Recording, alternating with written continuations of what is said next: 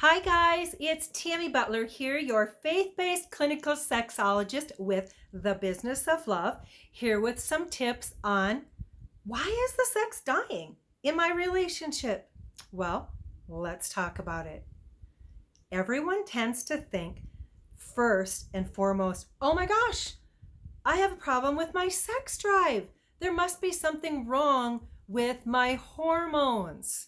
That's why we're not having sex. You know what? That may be true for some couples and for some individuals, but chances are it may not be a hormone issue.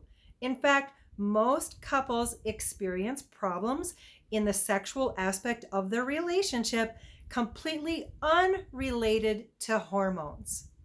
Now, I'm not saying that they're not a part of the equation, because they certainly are.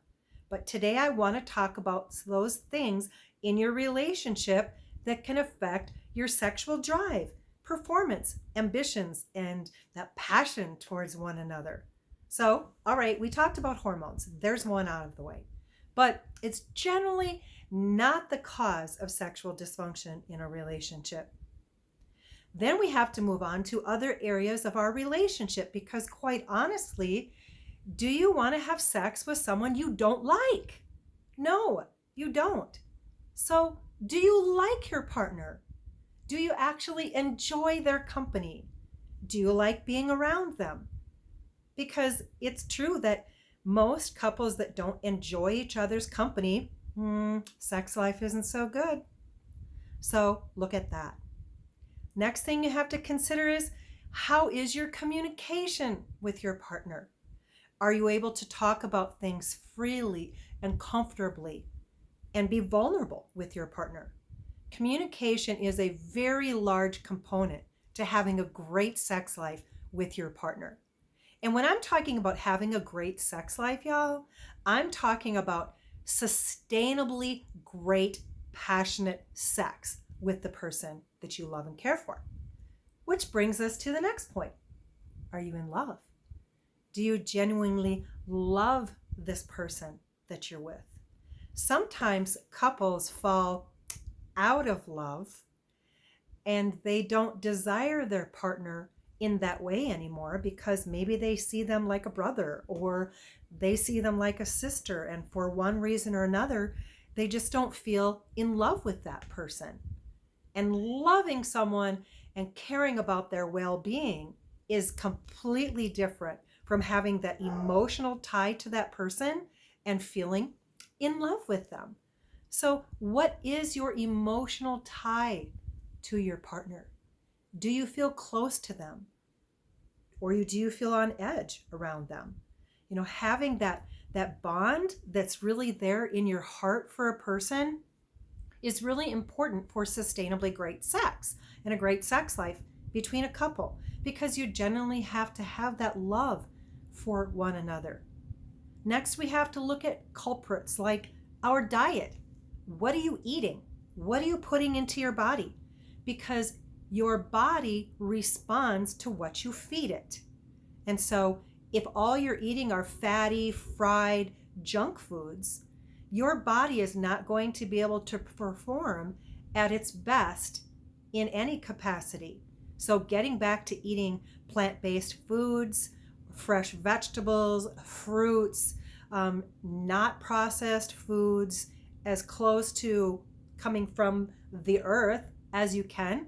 Changing your diet can make a very large difference. And sometimes we need to have a coaching session and just go over your diet and look at what you're putting into your body and how that, yes, is affecting your nervous system, your brain activity, your sexual response cycle, all of those things. And of course, when we talk about food, we have to talk about our self-image and our body. How confident are you with your body?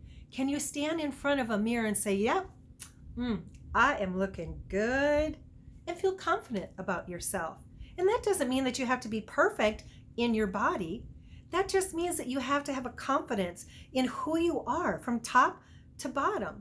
You can always be working on something new and different to improve yourself, but you have to be at a place of contentment and confidence with your body.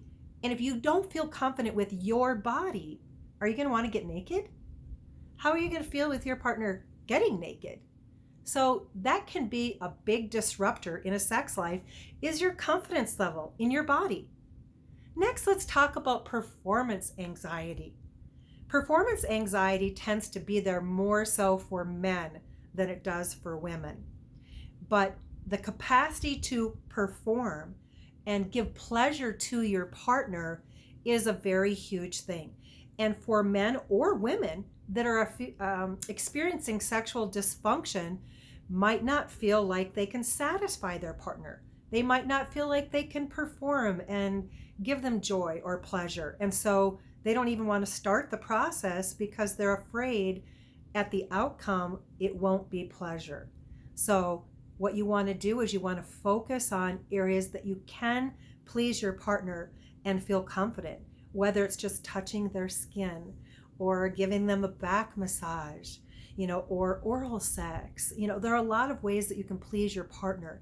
It's not just penetrative sex, okay? Vaginal sex. So that is where performance anxiety tends to come out more so, is when you're talking about penetrative sex. So explore other options for how you can please each other, in the bedroom experience. Then looking at other components like, what's going on in your work life? Are you working so many hours that you are just absolutely flippin' exhausted by the time you get home? A lot of couples find that it's really difficult to engage in sexual activity, which, can be very physically strenuous if you're already exhausted at the end of the day. So what you need to do is you need to plan some date days and some times when you'll be relaxed and not rushed and not feeling like you have to attend to anything work related, to just really focus on your partner and help relieve some of that anxiety. And quite honestly, sex is a stress reliever. People tend to move away from sex when they are feeling stressed out. But in actuality, the closer you get with your partner and the more sex that you have with that person, I shouldn't say more sex, I should say quality sex, intimate times together, it can actually be a great stress reliever.